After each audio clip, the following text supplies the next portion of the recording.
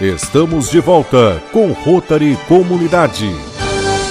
Estamos de volta com o programa Rotary Comunidade e hoje conversando aqui com o mestre Pradella, que ele faz parte como auxiliar para os profissionais de capoeira da 10ª Região Administrativa.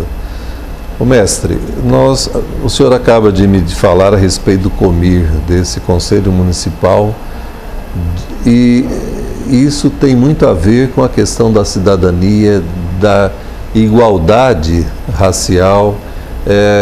A capoeira tem esse papel de fazer esse link, essa catalisação entre os povos, as raças, as pessoas. Como é que funciona? E depois disso também eu gostaria que o senhor dissesse a respeito das 4 modalidades da capoeira que a gente sabe existirem. Então, antes de mais nada, eu estou usando o nome de uma entidade municipal, que é exatamente o Conselho Municipal de Igualdade Racial. É o COMIR. COMIR. Eu sou conselheiro, então pedindo até licença aos meus colegas, tá, do Conselho. Perfeito. E colocando-me à disposição, como sempre nas plenárias, nas reuniões, para falar da capoeira. Então, o COMIR também é uma entidade cujas quais o próprio nome já diz.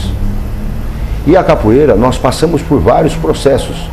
E dentro desses processos, quanto à igualdade racial, eu posso citar assim: nos primórdios da capoeira, o negro escravo, nessa transição da África para o Brasil, o índio, o nativo, ele não aceitava a escravidão. Então muitos comiam terra para morrer. Mas o negro vendia o próprio negro na África. E aqueles tumbeiros, os próprios navios negreiros que vinham para cá. E o que aconteceu? A colonização surgiu, nasceu e brotou no Brasil. Mas o negro cansou da escravidão. E ele fugia para as matas. Então não era só negros, porque os homízios, que eram os portugueses, que lá foram libertos e vieram para cá, porque lá não ficavam no presídio. Sim. E aqui eles tinham liberdade total, também vieram para trabalhar, fugiam para as matas. E junto a essas matas, Quilombo dos Palmares, quando se fala em Zumbi, Rei Zumbi... Liberdade, liberdade, abrasados sobre nós. Sim, perfeitamente. Serra da Barriga. Então, existia um conteúdo muito grande. Os capitães do mato, que eram os donos dos escravos, os senhores feudais, mandavam a captura. E os negros não tinham armamento, eles tinham que usar o próprio corpo. Então a capoeira, nesse período, era a capoeira para matar. Ou seja, ou você lutava e fugia, ou morria, ou voltava à escravidão. Porque quando se fala da escravidão, talvez muitas pessoas não sabem, Rui Barbosa queimou o Arquivo Nacional. Sim. E o Arquivo Nacional, poucos têm acesso a algumas matérias sobre a escravidão. E como é que a gente faz um paralelo nessa capoeira que era para matar, com essa capoeira que a gente vê hoje, que tem tantos movimentos, digamos, harmônicos, né? A luz de um berimbau, fica muito longe aquela capoeira que era para autodefesa, para essa de hoje, sim, que é de jogar. Como é que era isso? Eu vou passar as 4 fases. Então, a primeira modalidade, a capoeira, nasceu, surgiu, originou como ânsia de liberdade. A capoeira se tornou a arte marcial brasileira. Qualquer modalidade esportiva do mundo, para se tornar luta marcial, ela tem que entrar em guerra, em choque com outro país. E aqui em 1860, 1864, a Guerra do Paraguai. Os capoeiras eram voluntários. Por quê? Porque eles eram presos. Aquele que sobrevivesse da guerra, ele era livre. Então era luta corpo a corpo. Então aí se tornou arte marcial. No início do século, já em média do século XIX, 1890, o primeiro combate de luta.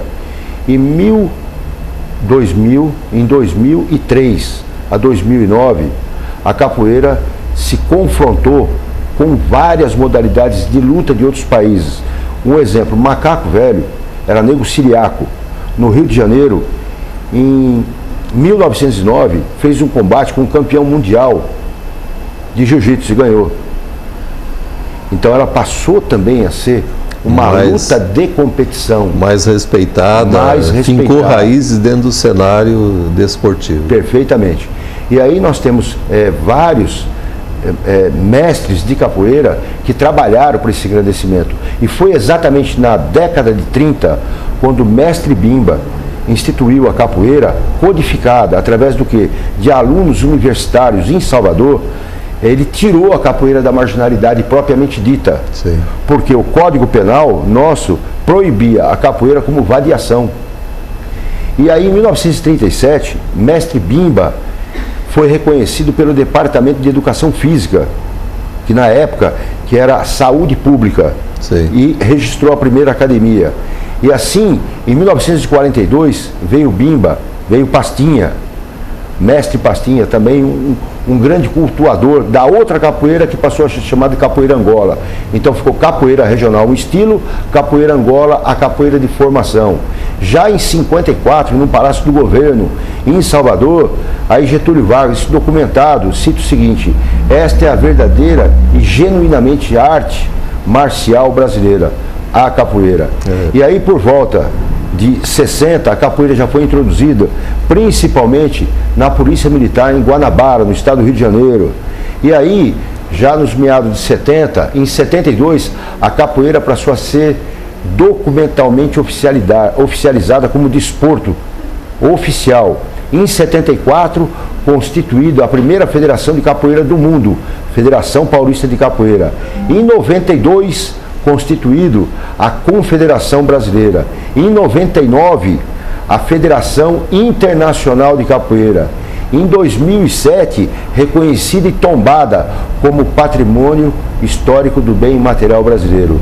Hoje a capoeira, ela cresceu de uma tal forma que essa situação, quando a gente fala quanto à discriminação, a capoeira se encontra em mais de 200 países do mundo. Hoje, o capoeirista, ele tem por obrigação, principalmente essa geração, de falar 2, 3 idiomas. Pois, na realidade, ele, ministrando aula lá fora, ele é obrigado a fazer curso para poder transmitir a nossa linguagem. Olha só. Eu vou ser obrigado a interromper mais uma vez, para a gente fazer um rápido intervalo. A gente volta a falar a respeito desse histórico evolutivo da capoeira. Para você que está em casa, esperamos que estejamos atendendo a sua expectativa quando iniciamos o programa falando que nós iríamos aqui discorrer sobre filhos de Manaú e necessariamente dentro disso a capoeira. Nos aguarde, um instante, voltaremos em seguida. Voltamos em instantes com Rotary Comunidade.